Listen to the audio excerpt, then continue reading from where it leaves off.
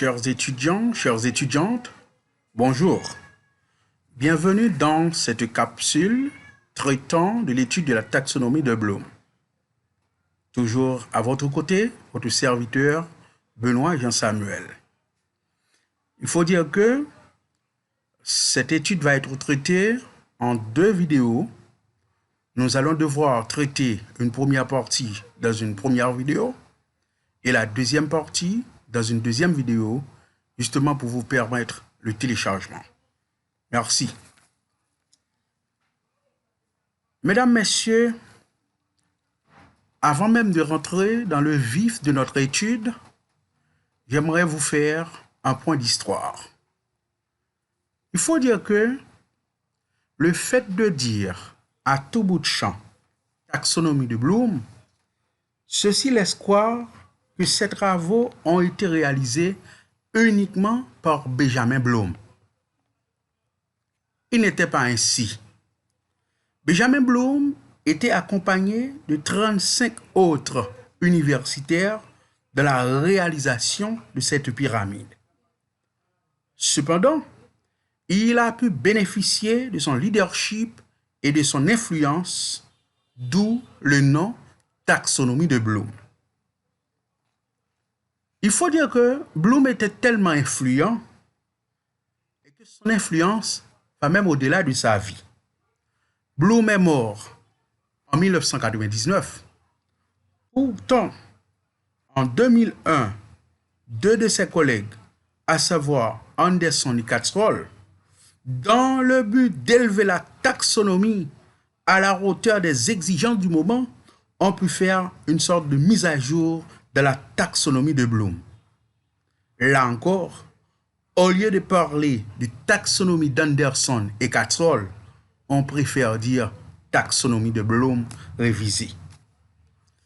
Il faut dire que, mes chers étudiants, la taxonomie de Bloom, élaborée en 1956, est calquée sur la pédagogie par objectif. Or, l'industrie d'enseignement bouge, elle n'est pas statique. Ainsi, vers les années 80 et 90, cette pédagogie se voit être remplacée progressivement par l'approche par compétences dans plusieurs systèmes scolaires.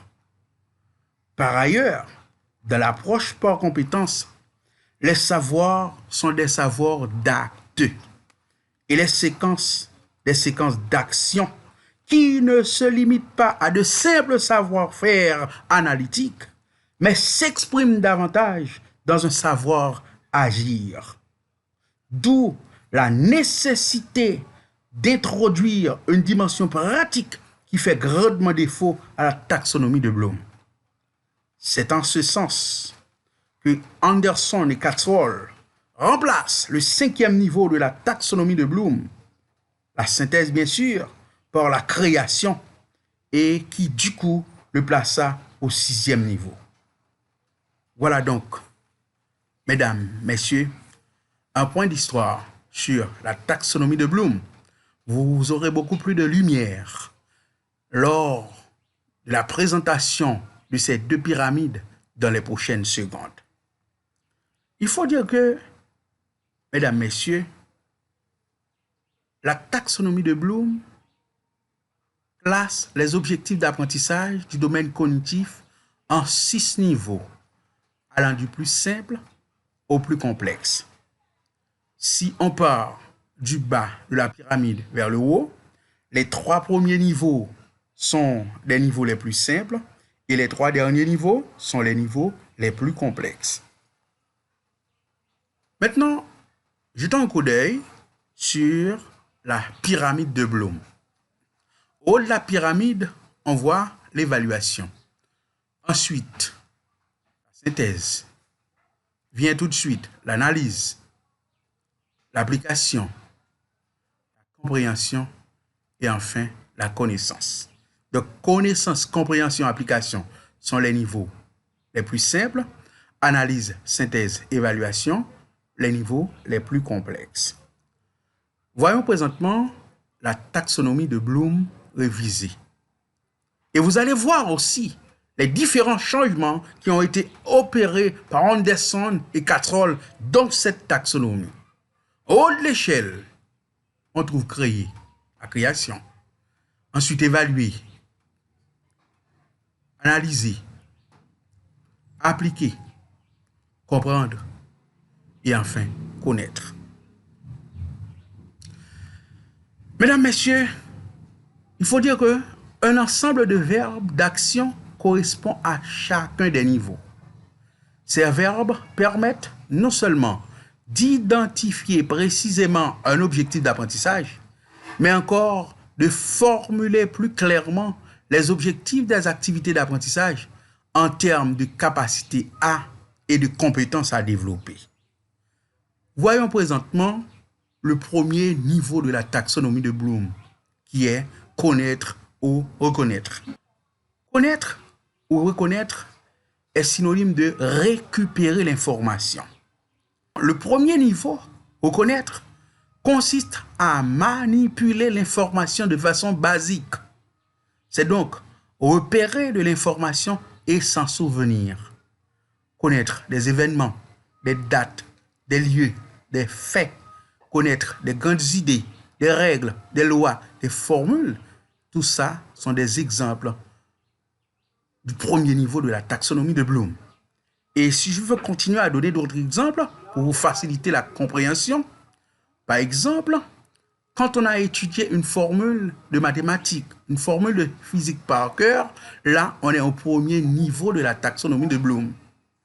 Quand vous avez étudié des règles de grammaire, arrivé aux examens, on vous demande de réciter ou du moins de définir quelque chose que vous avez étudié par cœur, on est au premier niveau de la taxonomie de Bloom. Le premier niveau engendre la rétention, le par cœur et la mémorisation. Donc ces exercices se trouvent au premier niveau de la taxonomie de Bloom. Maintenant, c'est à ce niveau qu'on trouve des opérations simples comme identifier, lister, discriminer, etc. C'est ce genre d'opération qui est mobilisé dans la plupart des exercices autocorrectifs comme les questionnaires à choix multiples et aussi les items de type vrai ou faux. Maintenant, quels sont les verbes qui sont fréquemment utilisés à ce niveau? Lister, nommer, mémoriser, répéter, distinguer, identifier, définir, réciter, citer, énumérer, souligner, reproduire. Tout ça sont des exemples de verbes pouvant être utilisés au premier niveau de la taxonomie de Bloom. Quelques exemples d'objectifs. Réciter un poème. On a mémorisé un poème. Vous arrivez dans la salle de classe, on vous demande de réciter le poème. Là, vous ne faites qu'une activité de mémorisation. Vous ne faites que réciter quelque chose qu'on a retenu par cœur. Là, on est au premier niveau de la taxonomie de Bloom. Définir un concept. On a étudié un concept et exactement la façon dont le concept se trouve dans le cahier ou bien dans le livre, vous restituez le concept de la même façon. Là, on est au premier niveau de la taxonomie de Bloom. Énumérer les caractéristiques d'un triangle rectangle. Donc voilà donc 3 exemples d'objectifs se trouvant dans le premier niveau de la taxonomie de Bloom. Présentement, voyons le deuxième niveau de la taxonomie de Bloom. Comprendre. Là, il ne s'agit pas seulement de récupérer l'information, mais à ce niveau, on doit pouvoir être capable de traiter également l'information. L'étage comprendre correspond à un traitement de l'information. Un apprenant qui a compris est capable de restituer l'information en la reformulant ou en donnant un exemple. Là, on doit être prudent. En donnant l'exemple, si l'apprenant donne exactement l'exemple se trouvant dans le cahier ou dans le livre, encore, il se trouve au premier niveau de la taxonomie de Bloom. Mais s'il arrive à formuler un exemple à sa façon, à sa manière, suivant sa compréhension de la notion étudiée, à ce moment-là, on est au deuxième niveau de la taxonomie de Bloom. Les questionnaires à choix multiples et les exercices de mise en relation sont bien adaptés pour travailler à ce niveau. Quels sont les verbes qui sont fréquemment utilisés à ce niveau? Interpréter, donner un exemple, classer, expliquer, paraphraser, traduire, discuter, démontrer. Quelques exemples d'objectifs. Écrire un résumé. Un apprenant qui est capable d'écrire un résumé à partir d'un texte, c'est un apprenant qui a compris le texte. Pour écrire un résumé, on doit comprendre d'abord le texte. Donc, ça se trouve au deuxième niveau de la taxonomie de Bloom. Présenter les étapes d'une démarche. Deuxième niveau. Définir un concept en vos propres mots. Vous voyez là, le verbe définir peut se retrouver au premier niveau, tout comme il peut se retrouver au deuxième niveau de la taxonomie. Si on définit textuellement un concept, la façon dont il se trouve dans le cahier, dans le livre ou dans la recherche, là, on est au premier niveau. Mais si on est capable de définir en ses propres mots un concept, là, on est au deuxième niveau de la taxonomie de Bloom. Mais maintenant, il faut dire que, mes chers amis, un étudiant qui enregistre une information ne la comprend pas toujours automatiquement. Pour la comprendre, il doit pouvoir vérifier lui-même s'il est capable soit de transposer cette information, soit de l'interpréter ou d'extrapoler à partir d'elle. Maintenant, qu'est-ce que cela signifie?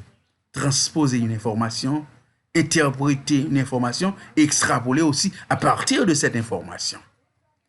L'étudiant est capable de transposer, par exemple, quand il peut formuler une explication dans ses propres mots, répondre à une question, discuter d'un point, vérifier grâce à un autotest si son raisonnement est logique.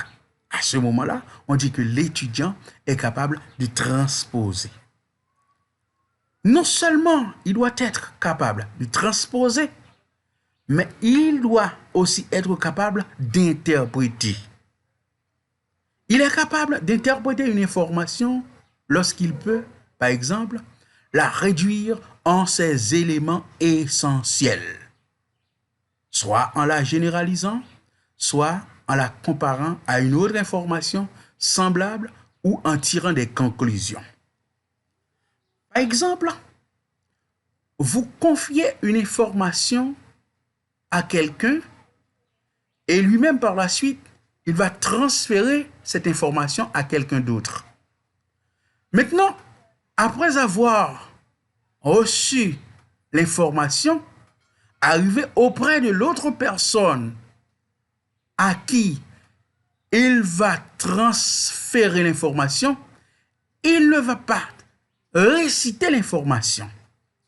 Il essaie de réduire l'information en ses éléments essentiels, en faisant un résumé de l'information ou une synthèse. Là, on peut dire que cette personne-là est capable d'interpréter une information. On est au deuxième niveau de la taxonomie de Bloom. Et enfin, un apprenant est capable d'extrapoler lorsqu'il peut, par exemple, extraire à partir d'un apprentissage particulier des implications ou des conséquences générales ou identifier les limites de ces arguments dans le déroulement d'une discussion. Donc, ce qu'il faut retenir, c'est que un étudiant qui a compris doit être en mesure de transposer, d'interpréter et d'extrapoler à partir de l'information. Voyons présentement le troisième niveau de la taxonomie de Bloom. Appliquer.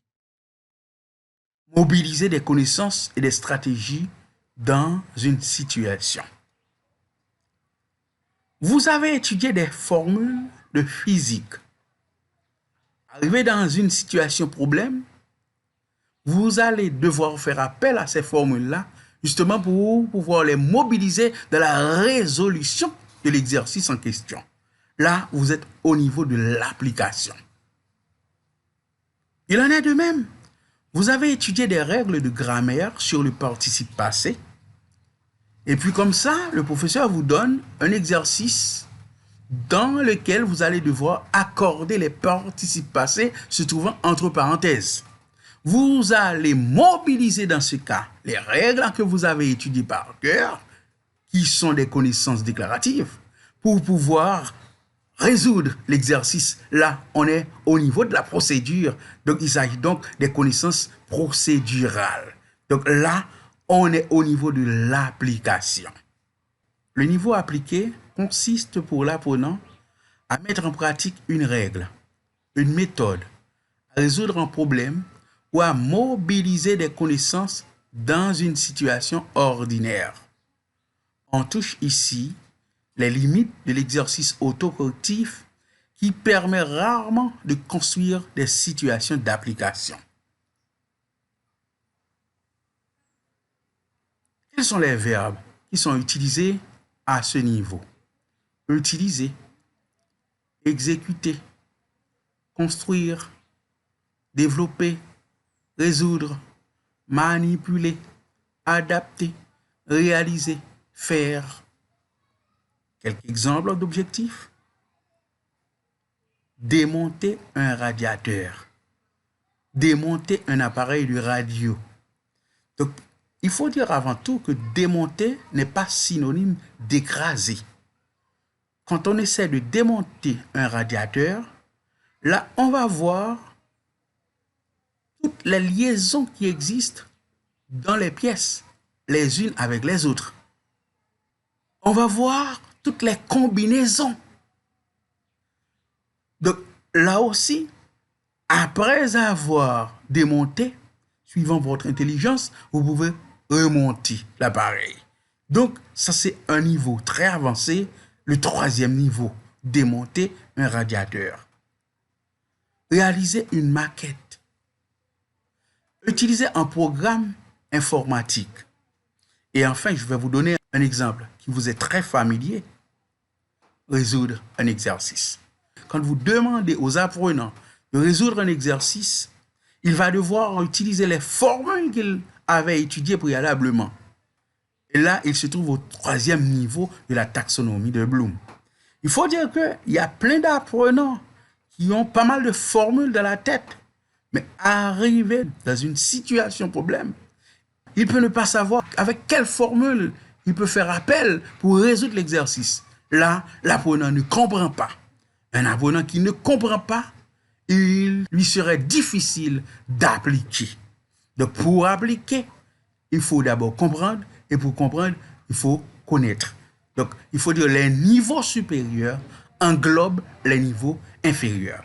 Donc, pour appliquer, on doit comprendre, et pour comprendre, on doit connaître. Merci. C'est la fin de cette vidéo.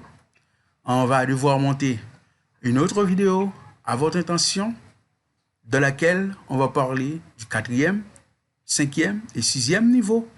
Et enfin, vous aurez un résumé sur la taxonomie de Bloom. Merci.